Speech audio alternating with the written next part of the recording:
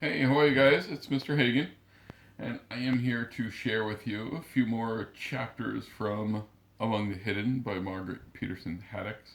The story is going to move along pretty quick now. I think you could feel the excitement in the air with Luke and Jen and the rally, and so the author sort of heightens that excitement with these quick chapters, brings a little speed and excitement to the story. So I'm going to read along. Chapter 23. Luke let the kitchen door slam behind him and didn't care. He was so mad his eyes blurred. The nerve of her, saying, "I don't have time for you." Who did she think she was? He tramped up the stairs. She had always thought she was better than him just because she was a baron, showing off with her soda and her potato chips and her fancy computer. So what?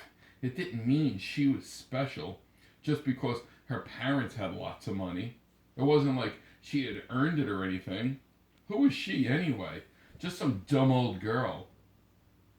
He wished he had never gone over there. All she did was brag, brag, brag, and show off. That's all the rally was, anyhow. Showing off. Hey, look, I'm a third child, and I could go to the president's house and nobody will hurt me. He hoped someone shot her. That would show her. Luke stopped in the middle of pulling the attic door shut behind him. No. No. He took it back.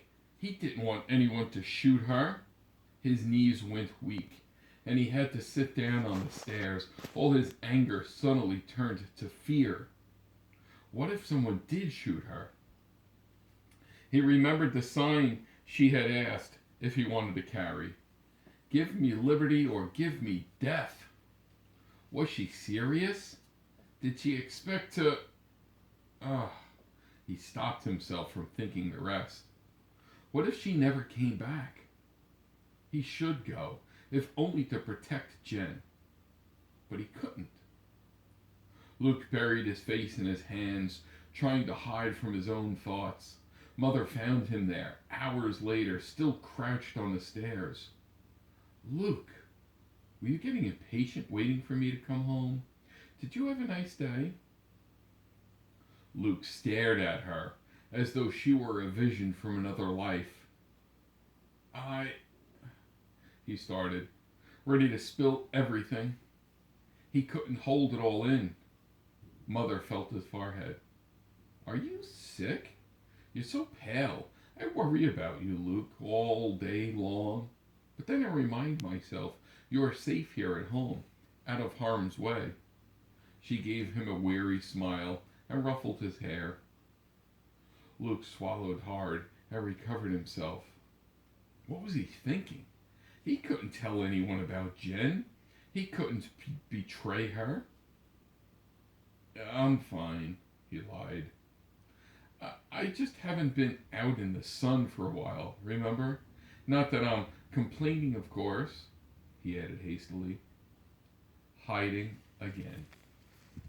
Chapter 24. For 3 days, Luke agonized. Sometimes he decided he had to stop Jen, to persuade her not to go. Sometimes he decided he ought to go with her. Sometimes he was mad again and thought he should just stalk over there and demand an apology. But anything he might do required seeing Jen, and that was not possible. It poured every day, the rain coming down in long, dreary sheets that made Luke feel worse as he watched the attic vents. Downstairs, he could hear Dad stomping around, muttering every now and then about the time and topsoil being lost with every raindrop. Luke felt like a prisoner. Thursday night, he went to bed, convinced he'd never be able to sleep for imagining Jen and the others in her car getting farther and farther from him and closer to danger. But he must have dozed off because he woke to total darkness. His heart pounded. He was sweaty. Had he dreamed something? Had he heard something? A floorboard creaked. His ears roared as he tried to listen. Was that someone else's breath or just his own? Loud, scared. A beam of light swept across his face. Luke! A whisper. Luke bolted up in bed. Jen, is that you? She switched off her light. Yes, I thought I'd kill myself coming up your stairs. Why didn't you tell me they were so narrow? She sounded like the same old Jen, not mad, not crazy. I didn't know you'd ever be climbing them, Luke said.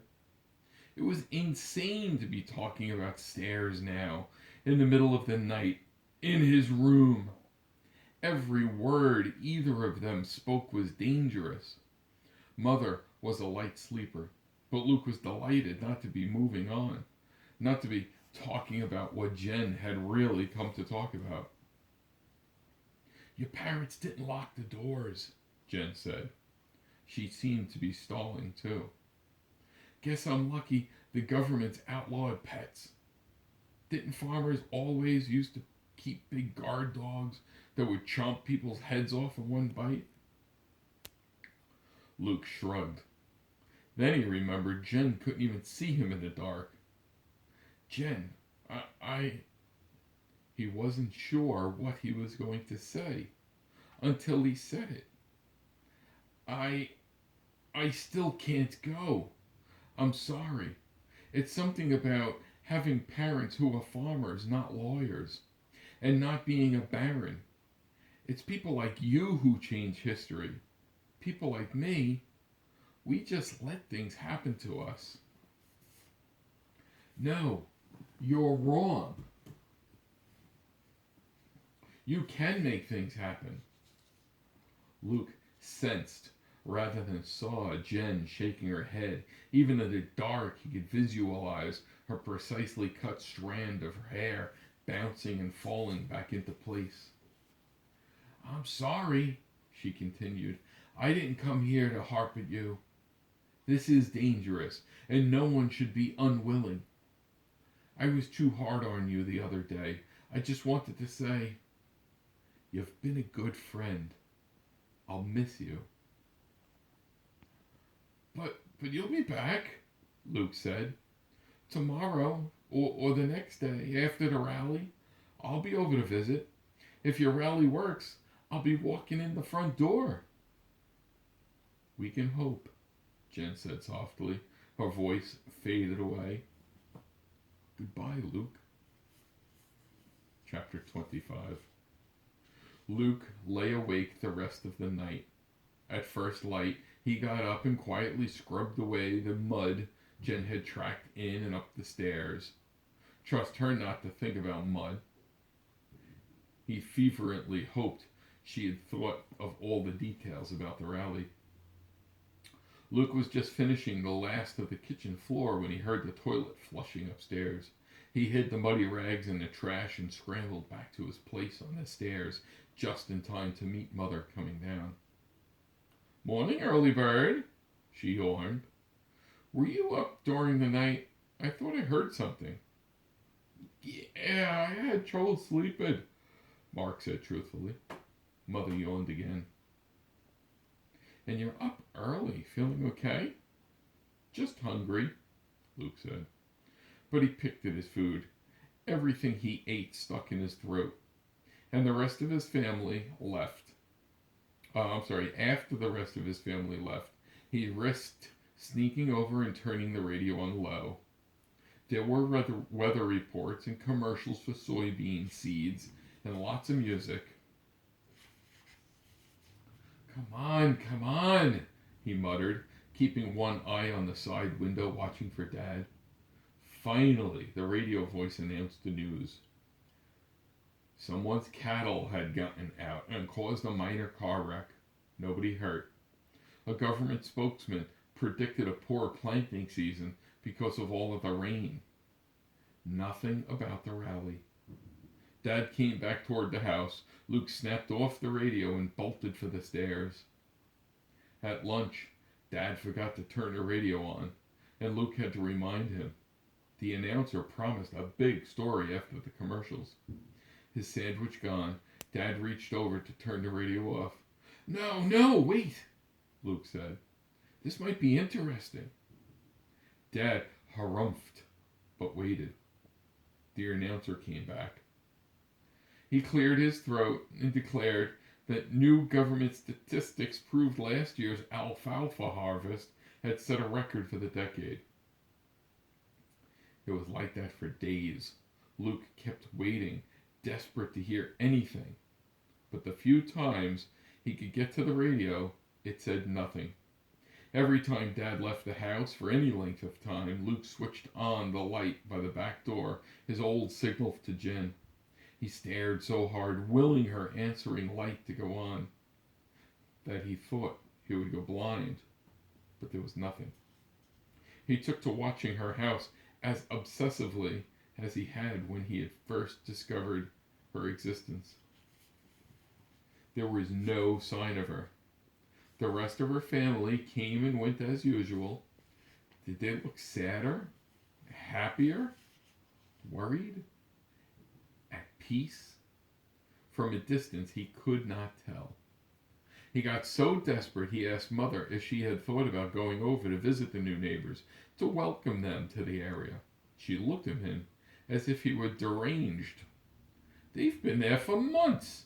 They're hardly new anymore. And they're barons, she said. She laughed in a way that didn't hide her bitterness.